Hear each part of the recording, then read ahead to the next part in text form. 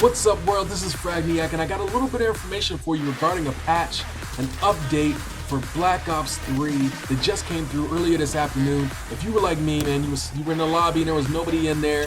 I jumped out a couple games, jumped back in, there was nobody there. So I did a little bit of research and I was able to find some patch notes.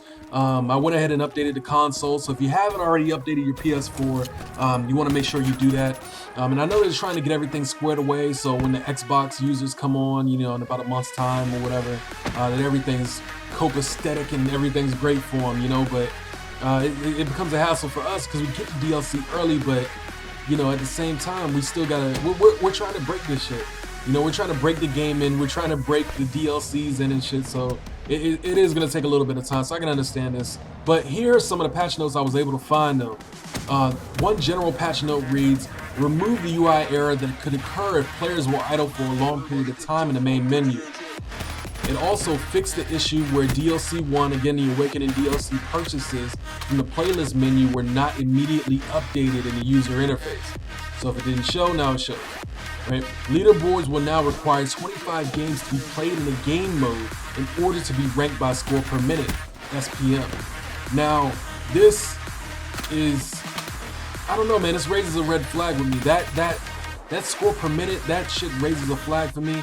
I mean, it's good to see exactly where your score lies, but at the same time, man, it kind of goes back to skill-based matchmaking a little bit. I don't know, my skill-based matchmaking senses are tingling on that one, man. I don't know what all that's about. We'll find out pretty soon, though. The friends filter is disabled when a player has over 100 friends on a leaderboard to prevent a known issue. We are further investigating. I didn't give a shit about that. General gameplay. Fixed an issue where hit markers moved off center when a player was taking damage. That's probably one of the biggest patch notes that I was able to find. If you are shooting at somebody and you're tagging them, right?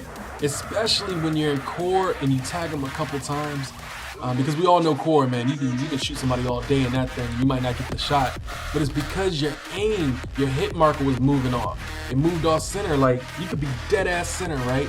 And you're hitting somebody and it moves off to the side. So that's a pretty good patch note. I mean, they're trying to do something right here, but I can't give them too much credit just yet. So then I went along and I found some more information on the different maps that we currently have right now, as well as the Awakening DLC maps as well. So if you guys want to stop it right here, I'm not gonna read through all these. The splash is probably the only one that I'm gonna read through. If you do want to read through this, go ahead and pause the screen right now, pause the video. Now it says that it fixed an exploit where players were able to land on an invisible collision near one of the large torches on the east side of the map, giving them unattended and unfair sight lines. Addressed an exploit where players could get outside the playable area near the Atlantis Riptide control room. Added collision to prevent players from getting into unfair advantage points at the center of the map. It also fixed exploits where players were able to get into the ceilings of the Atlantis building. It resolved exploit where players were able to gain an unfair advantage near Yellow Water 2 at the center of the map. Every single one of these little fixes that it did for Splash is gonna work. I think I'll like Splash a little bit more.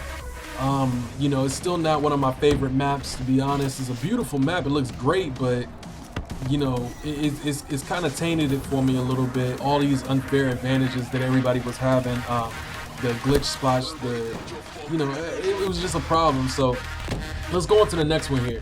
So for the specialist, you can read the specialist yourself. I'm not really too worried about all that. It's just some increased abilities here. But as far as the created class is concerned, now one of the things that I'm really looking at here is all the increases that occurred recently. And you know, it really makes me think, man, like, why are they changing so much with these guns? Why are they trying to balance everything out so much, right? So with the ICR, increased long range distance damage range, the HVK did the same thing, so did the Shiva. for the KN-44, they increased the medium distance damage range. Now I know for the KN-44, man, that's my go-to gun. That's like the AK-12 and all the other Call of Duties, right? So I've been using the shit out of that. But, you know, for medium distance, it was horrible. It was horrible.